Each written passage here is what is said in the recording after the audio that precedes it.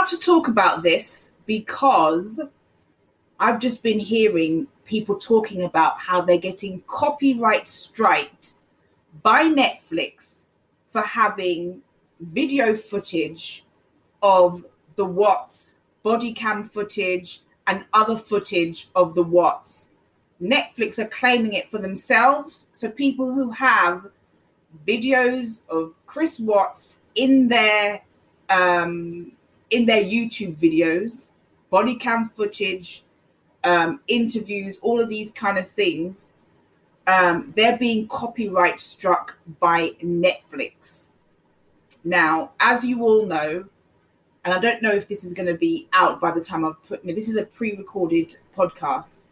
So I don't know if the television series show, whatever you want to call it, about the Watts family case, I don't know if it's going to be out by the time I release this podcast. But basically, Netflix is claiming the copyright, the revenue from any video that contains footage of Chris Watts, particularly footage from Weld County. Now, the family, which I think they have every right to do, they have every right to make a documentary about their grief. They've been watching for the past 2 years, people making up salacious stories, lies, conspiracy theories about their own family tragedy, people, exploiting their family tragedy. And now they have the chance to make their own documentary. And I say all power to them. They have every right to make a documentary, set the record straight, tell the true story, tell the story from their perspective. They have every right to make a documentary about their own family tragedy. And what's happened is that Netflix is stopping people using footage of the Watts case from making any revenue out of their YouTube videos. Now, me personally, as you know, I'm a podcast channel and I keep my content as original as possible. I always think it's best. There are a few channels that do that, that keep, that I admire that do that keep their content as original as possible. So I don't use a lot of voiceovers from other people. I don't use a lot of footage from other people.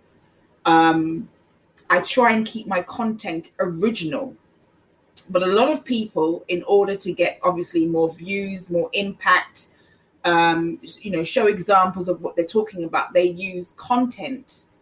And at first, I was really ticked off with Netflix for copyright striking people who have the Watts, who have anything of the Watts footage in their videos, because some of these channels, they're really good. Some of them are actually quite good.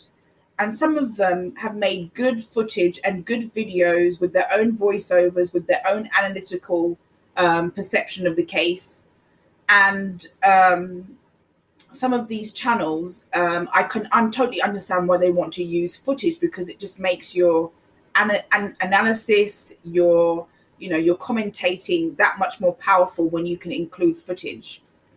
But what's happening now is that the family have made this deal with Netflix where anyone who has footage of the Chris Watts case cannot make revenue from those videos.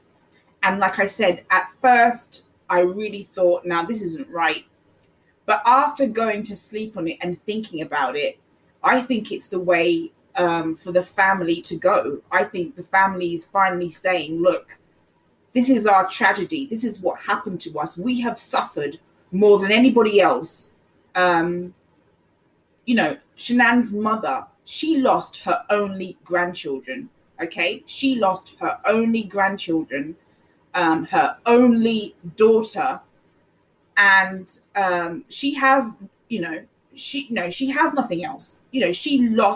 That family lost everything, and they've been sitting for 2 years having people making their own comments, making salacious conspiracy theories about their daughter, about the case, making up stories that are not truthful, and they've had enough of it. And I don't blame them, because I would feel the same way. They've had enough of it and they've taken back control. And what Netflix are doing, they're saying anyone who has footage of the What case, we can claim it, we own it, you can't make revenue off of it. For the What podcast that I've made, I've not used a single bit of footage from anything. There's no audio from Chris Watts. There's no video footage from Chris Watts. It's all, my podcast on Chris Watts is all original. And like I said, at first, I was thinking, oh, this is not right. You know, these people have spent time making their videos. They've spent time, they've spent time crafting their videos, editing their videos. I know how hard that is. And Netflix has no right to do that. I do feel still to a certain extent that maybe Netflix are being a bit harsh. You know, maybe it's a bit of a harsh thing to do, because a lot of people have put a lot of time and effort into editing their videos and making their videos very compelling. But as I slept on it and I thought about it overnight, I think to myself, you know what, the family are taking their power and control back. You know, for the past 2 years, they've been powerless as people have, you know, made up salacious stories about their family tragedy, things that are not true, in order to get views, in order to make money. And there's one creator in particular who I have no respect for, because he's done nothing for the past 2 years but cause harm to that family.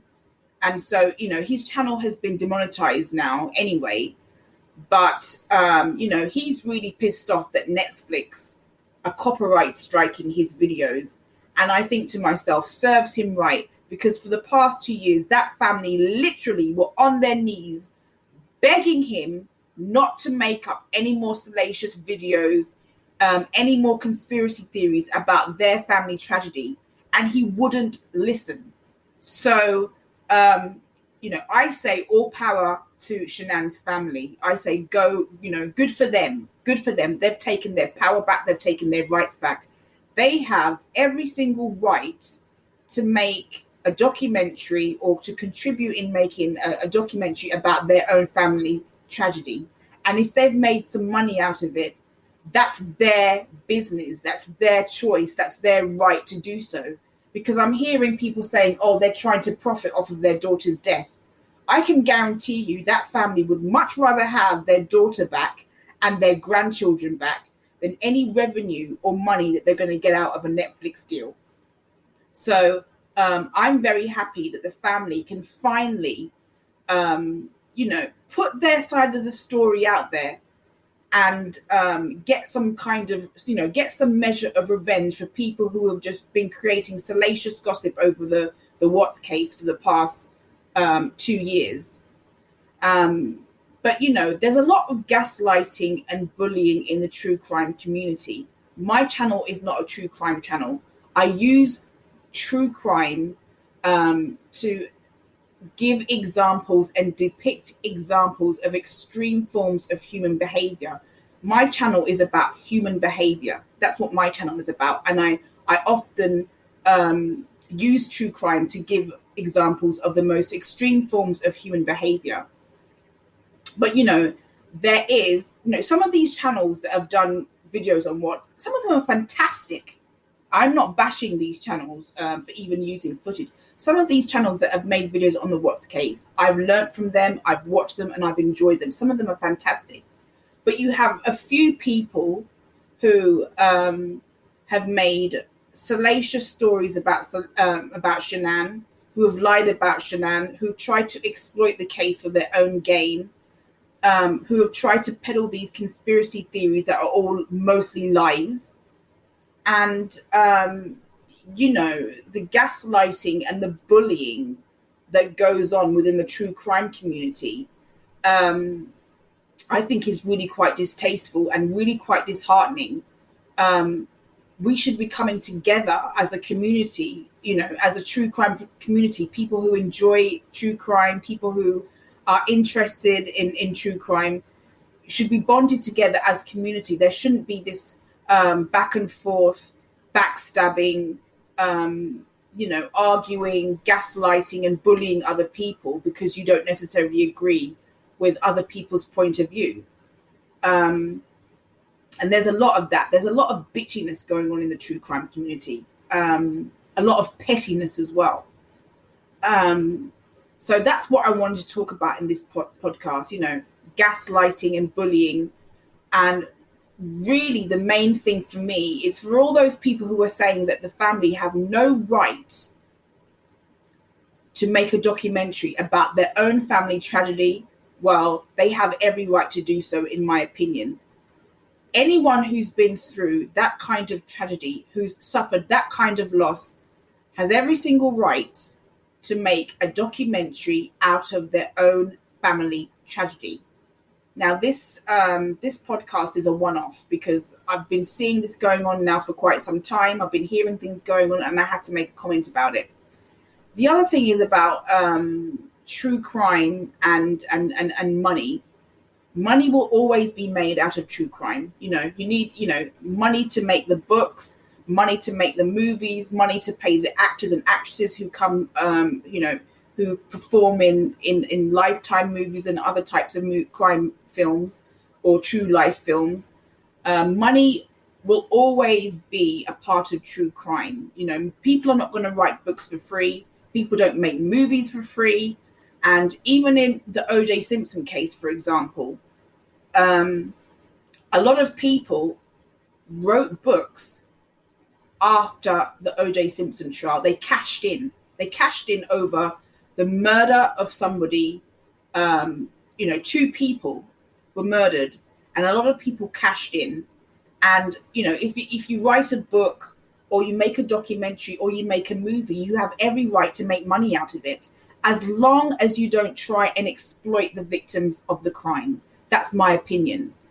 Everyone has a right to make money out of podcasts, books, movies, documentaries, newscasting, news reporting on crime. Everybody has the right to make money out of that. There's always going to be money to be made in true crime, and everyone who works hard on a case deserves to make money, or on a book or on a documentary or on a movie deserves to make money.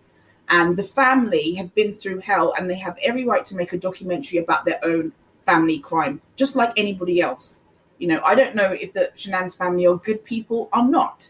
But what I do know is that they've been through 2 years of hell, and they have every right to make a documentary out of their own family tragedy. And the gaslighting and the bullying in the true crime community has to stop. I do feel for these people who have gotten copyright strikes over footage that they've used in the Watts case. But, it's best to try and keep content as original as possible. There are people that do it. There are lots of people who keep their content very, very original without using extras, audio, or footage from others. And, I do feel for these people, but, that's how it goes. The family have taken their power back, and they have every right to do so.